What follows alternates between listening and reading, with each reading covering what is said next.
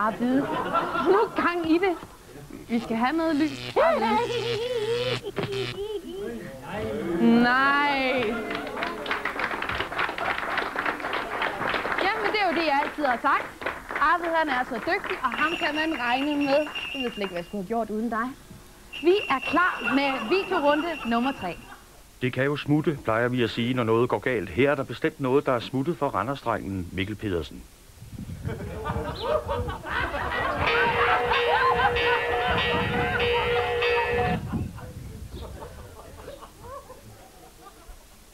Patrick Hansens Snekkersten oplevede nogle mærkelige smuttere, da han var til fastelavnsfest med ungerne.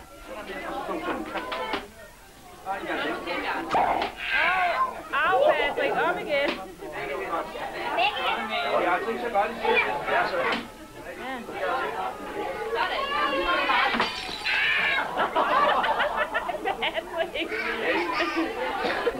I Frederikshavn oplevede familien Nielsens svigersøn, at det nemt kan smutte, hvis man ikke kan holde sig fra ungernes legetøj.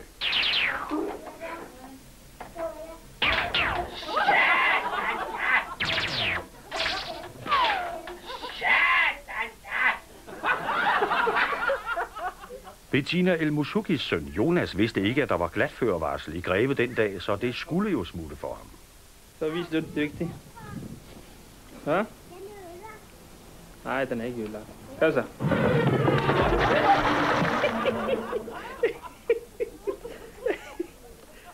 Og så er vi i Australien med familien Hansen, Jørgen og venner. Vennerne ville tage et billede af sig selv, men det blæste desværre en del i Australien den dag. Måske lige jeg så til for at flytte billeder. Han er derovre. Så er Jan der også. Godt nok bliver fint billede. Øj, så fint, de står der. Nu vel. Ej, det var godt. Jennevideo!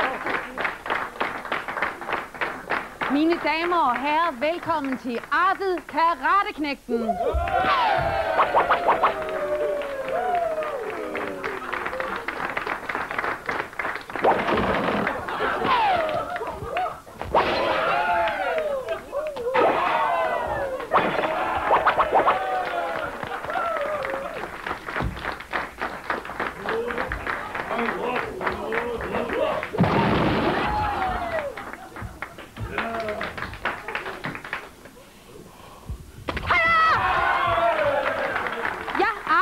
Wakando, men hvad kan du?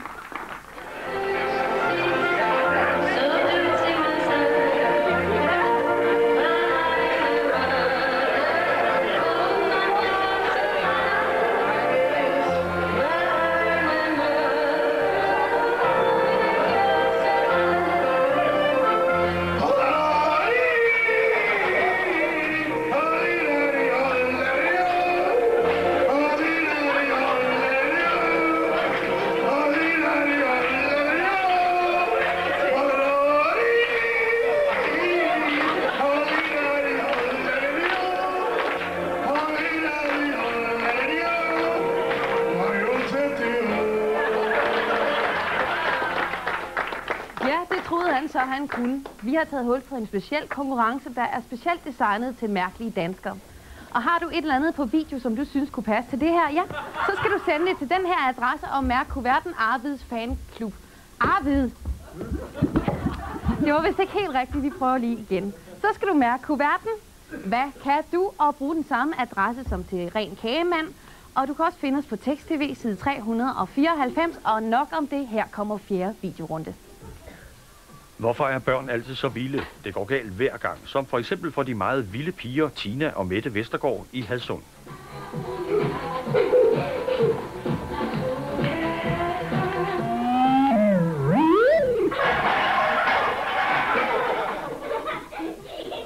Børnefødselsdage er altid meget, meget vilde. I Humlebæk går det farligt vildt til i familien Schäfers sofa.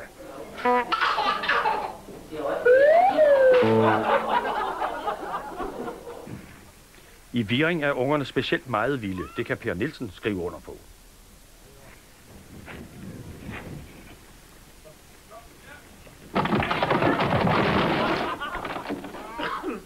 Jo, børn er meget vilde i virring. Vi får et eksempel mere fra Per Nielsens samling af halsbrækkende barnestreger.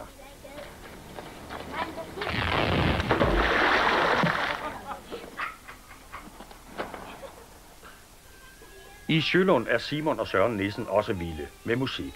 Det er familiens Vose søs bestemt ikke. Den får mavepine af den larm.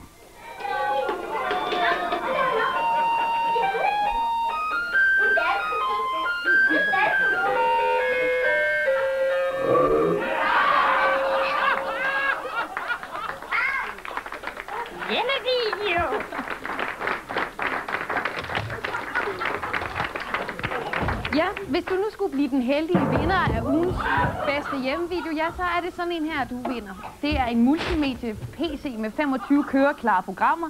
Der er CD, sampler og meget, meget mere. Og nu hvor vi snakker om computer, så vil jeg gerne råde folk til at komme ud og løbe ude i skoven. Det er usundt at sidde foran en computer, man får en grim kulør, og man bliver skildret af det, og det er ikke engang løgn.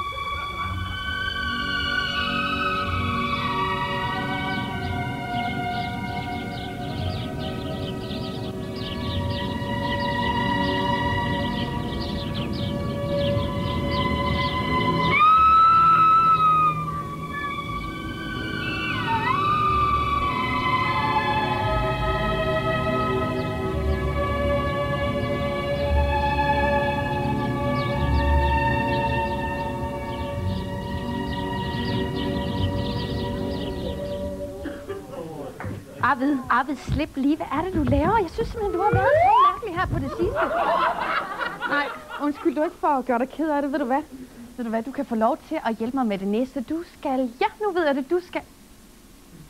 Du skal hjælpe mig med at præsentere den 5. videorunde. Her kommer 5. videorunde. Lægemlig udfoldelse skulle være så sundt, men det passer ikke. Vi er til munter sommerlejr hos Kim Bager i Lyngby. Ja, jeg tog dig en lang tur. Så er det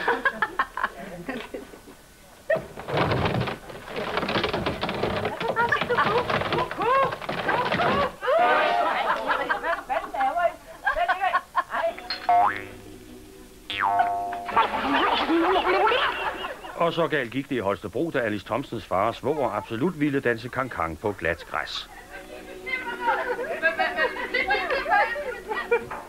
Rønberg Feriecenter, Stina Christensen fra Væflinge, ville så gerne slå sin far i minigolf.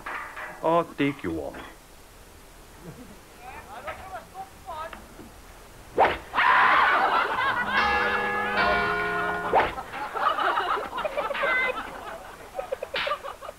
Det er også en klam fidus at jogge, især hvis man jogger ved siden af, beretter familien Hansen i Tostrup.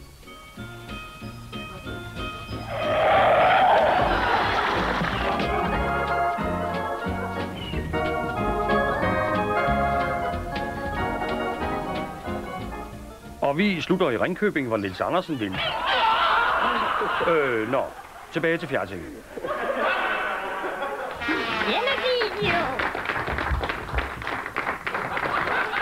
Hvem skal have en computer i aften? Ja, det er nemlig gæsterne herinde i Krostuen, der afgør den sag. De er nemlig vores hårde, men meget retfærdige dommer.